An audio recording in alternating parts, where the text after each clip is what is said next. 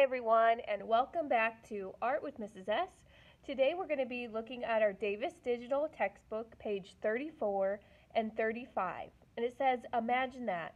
Joan Miro liked to create artworks about make-believe things. His paintings, in the picture in page 34, has a lot of curved lines. A line can be thick or thin, wavy or jagged, and then look at example B to see other kinds of lines. We're going to be creating something very imaginative today, and it's called a funny bird. So before we can get going, we kind of have to have an idea of what a bird's characteristics might be. You might have a beak, or you might have clawed talons or feet, and then of course wings and feathers could be a part of your art. We're not only drawing a bird, we're kind of morphing it or mixing it together with something else to make it kind of funny. So you could have, the book gives you some examples, like a shoe and a bird mixed together.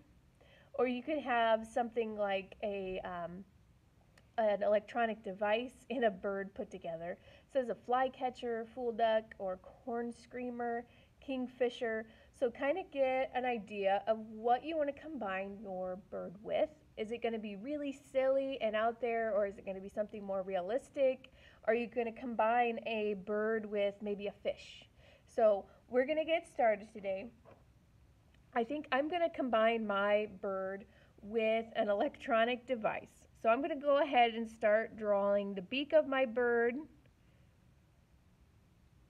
and kind of keeping that head on the bird. I think that's really going to help you out. If you choose to do kind of the bottom half of the bird, you're going to want those tail feathers in there. Have this come down, and I'm going to morph mine together with a iPhone.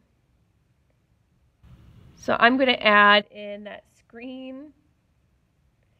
Still got the head of a bird. Things like those feathers we said.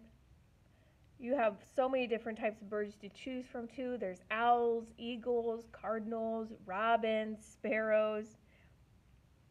Goes on and on and on and on. And then I'm going to add in the feet.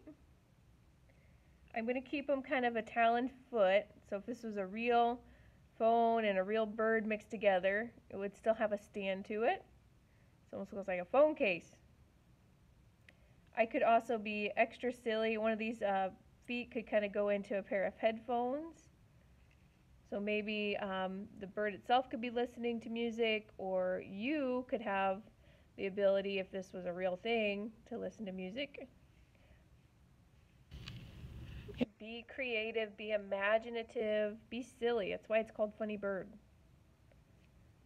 And then I could have different apps on here. I could even keep it kind of like a bird and give it this kind of tail feather. It's going to take a little brainstorming. If it helps you to kind of write some ideas in on paper and then put them kind of in like a hat and draw from that. So you could put like objects on a couple of them and then different kinds of birds on another one. That could really help you out. Alright, I'm pretty well done with my phone bird, or I could even make it an iPad bird. Go ahead and add in those other little details, different apps that I might have on my phone. McDonald's one, Walmart, got Target. And now I kind of have this strange mixture of technology and my bird. What I'd like you to do when you get done, don't be afraid to give your creature a place to be. Where is this at? What is it doing? Or you could even add those lines like they show on image 35, that image D on page 35. You can do like a frame around here using those different lines just to keep your art more interesting, to fill that space. And then of course also add color to your art.